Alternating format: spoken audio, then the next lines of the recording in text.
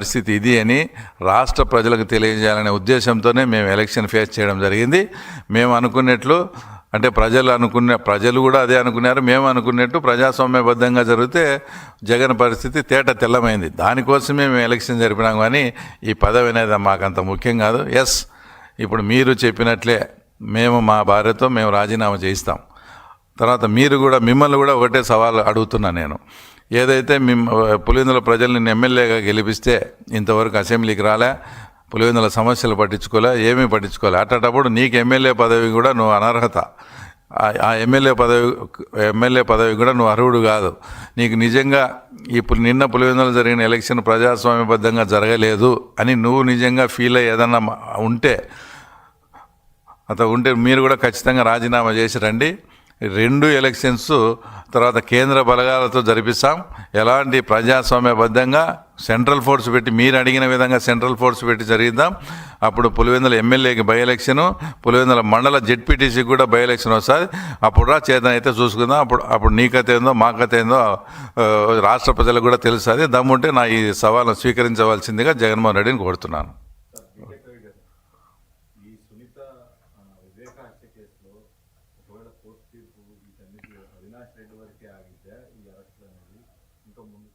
అంటే అవినాష్ రెడ్డి వరకు ఆగేట్టుగా ఉండింటే ఇప్పుడు ట్రయల్ జరపమని అడిగేది వాళ్ళు ఎంతసేపు ఉన్నాయి. ఆమె తరపున సిద్ధార్థ లూత్రా గారు సుప్రీంకోర్టులో ఏమని అడుగుతున్నారు, మీరు అప్పుడు కాలపరిమితి విధించినందువల్లనే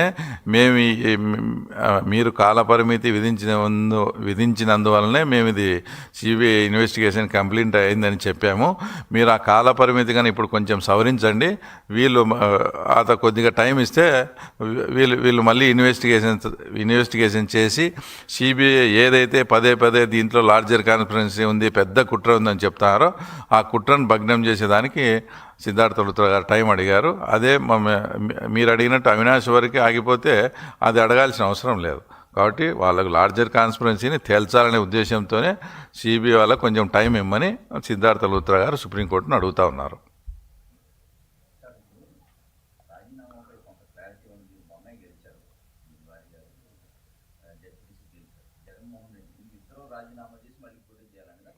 అంతే. అంటే వాళ్ళ చెంచా బ్యాచ్తో ఇది అట్లా జరగలేదు, ఇది ఇట్లా జరగలేదు అని ఏమేమో చెప్తున్నారు కదా.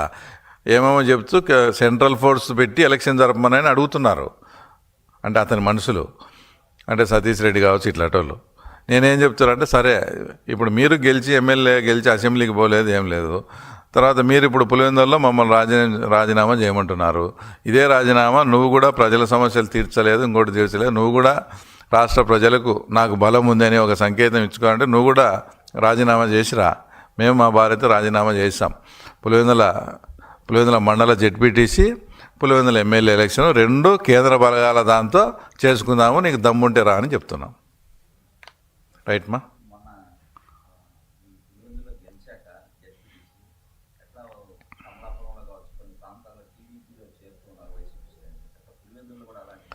పులివెందుల్లో కూడా ఒక స్ట్రాటజీగా పోతున్నాము. ఎందుకంటే నెక్స్ట్ టార్గెట్ వచ్చేసి మున్సిపాలిటీ ఎలక్షను. అందులో 33 వార్డులు ఉన్నాయి. వార్డుల పరంగా కూడా మేమంతా కొన్ని తీసుకొని తర్వాత కొన్ని ముఖ్యమంత్రితో మాట్లాడేవి కూడా ఉన్నాయి. వాళ్ళ అవన్నీ మాట్లాడేసి మేము కూడా చాలా స్ట్రాటజీగా మాకు లోకేష్ బాబు గారు కానీ చంద్రబాబు నాయుడు గారు కానీ మనము ఇట్లా స్ట్రాంగ్ కాన్స్టిట్యున్సీల్లో స్ట్రాటజిక్గా పోతే ఫలితాలు ఎలా ఉంటాయనే దాన్ని తీసుకుని దీని ఒక కేస్ స్టడీగా తీసుకొని మనం ముందుకు పోదామని చెప్పినారు. వాళ్ళ డైరెక్షన్లో 100%. ఎందుకంటే కొత్త వాళ్ళని తీసుకోవాలంటే కొంచెం పాత వాళ్ళకి సర్ది చెప్పేటి ఇవన్నీ ఉంటాయి. ఎక్కడ డిస్టర్బెన్స్ రాకుండా 100% చేరికలు ఉంటాయి.